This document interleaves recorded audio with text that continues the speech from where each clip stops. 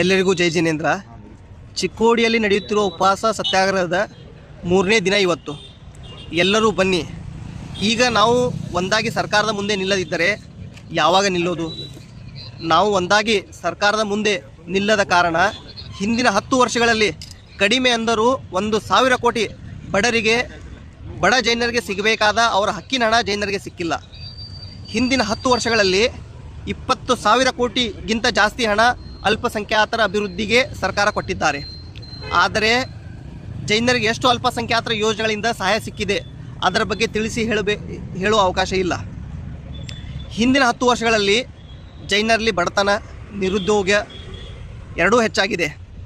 ಜೈನ ಸಮಾಜದ ಸಾಮಾಜಿಕ, ಆರ್ಥಿಕ, ರಾಜನೀತಿಕ ಮತ್ತು ಧಾರ್ಮಿಕ ಶಕ್ತಿ ವರ್ಚಸ್ಸು ಕಡಿಮೆಯಾಗಿ ಹೋಗಿದೆ. ನಾವು ದಿನದಿಂದ ದಿನಕ್ಕೆ ನಮ್ಮ ಅಸ್ತಿತ್ವ ಕಳೆದುಕೊಳ್ಳುತ್ತಿದ್ದೇವೆ. ರಾಜ್ಯ ಮತ್ತು ದೇಶದ ಇತಿಹಾಸ, ಸಂಸ್ಕೃತಿ, ಕಲೆ, ಸಾಹಿತ್ಯ, ಸಭ್ಯತೆ, ಸಮಾಜದ ನಿರ್ಮಾಣ ಮತ್ತು ಸಾಮಾಜಿಕ ಕೆಲಸಗಳಲ್ಲಿ ಜೈನರ ಕೊಡುಗೆಯಷ್ಟು ಬೇರೆ ಯಾರ್ದೂ ಇಲ್ಲ. ಈಗ ಚಿಕ್ಕೋಡಿಯಲ್ಲಿ ಉಪವಾಸ ಸತ್ಯಾಗ್ರಹ ಮಾಡುತ್ತಿರುವುದು ನಮ್ಮ ಅಸ್ತಿತ್ವದ, ನಮ್ಮ ಸ್ವಾಭಿಮಾನದ ರಕ್ಷಣೆ ಸಲುವಾಗಿ.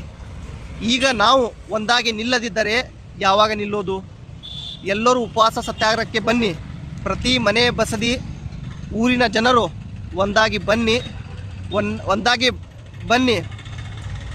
ಕೊನೆಗೆ ಹೇಳೋದು ಒಂದೇ ಮಾತು: ನಮ್ಮ ಬೇಡಿಕೆಗಳನ್ನು ಸರ್ಕಾರ ಈಡೇರಿಸುವವರೆಗೆ ಉಪವಾಸ ಸತ್ಯಾಗ್ರಹ ಯಾವ ಕಾರಣಕ್ಕೂ ನಿಲ್ಲದು. ಎಲ್ಲರಿಗೂ ಜೈ ಜಿನೇಂದ್ರ.